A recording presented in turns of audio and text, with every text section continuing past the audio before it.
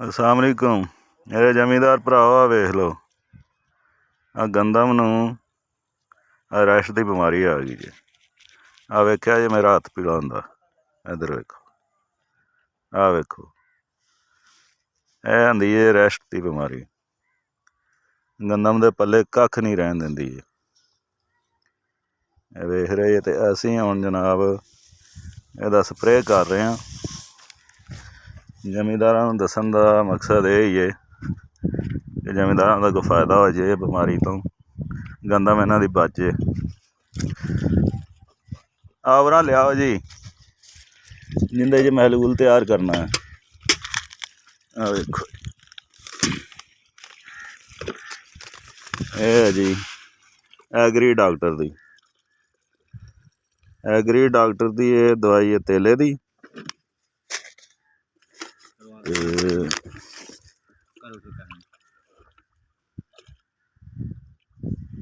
Treaty आ वेख लो जी, treaty ए packing है, अच्छी कंपनी है तो अच्छी दवाई है, रिजल्ट अच्छा ही कीती है पहले भी। आ वेखो ट्रीटी MOP ये भी एग्री डॉक्टर दी है। MOP है, पोटाश है,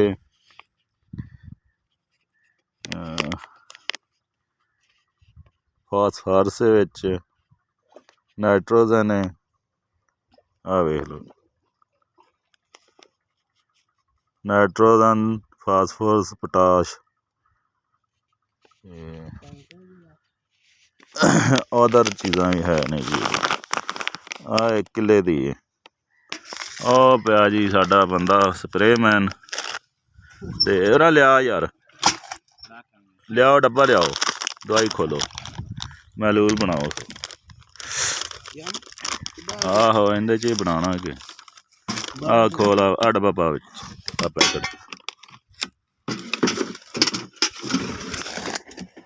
पद्धरी जगह ते रखना। इत्थे लिया कहनी, इत्थे लिया। आ साबर फड़ यार, पाड़े ने।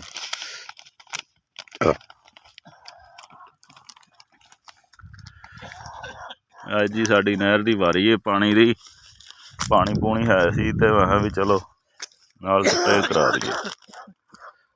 गंदम दी स्प्रे करनी है जी, अजे शुरू ही हुई है मर्ज।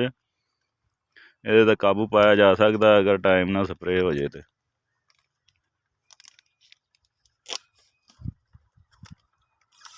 मुंह ना खोल दो जी है,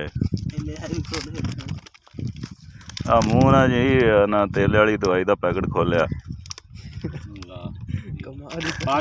कमाल करती। आप पाओ जी आ दानेदार आ भी मुंह ना जी है, जहर ही है तुम्हें।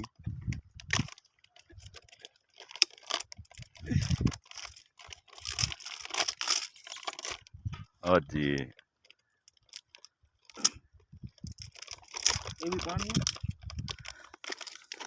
आहो ये भी पा दे।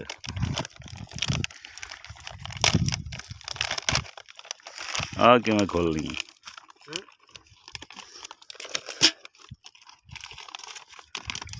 सारे मिक्स करने।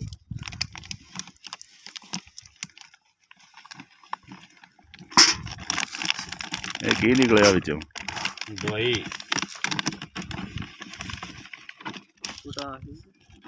आ लो भी पाओ जी, पिंक कलर है।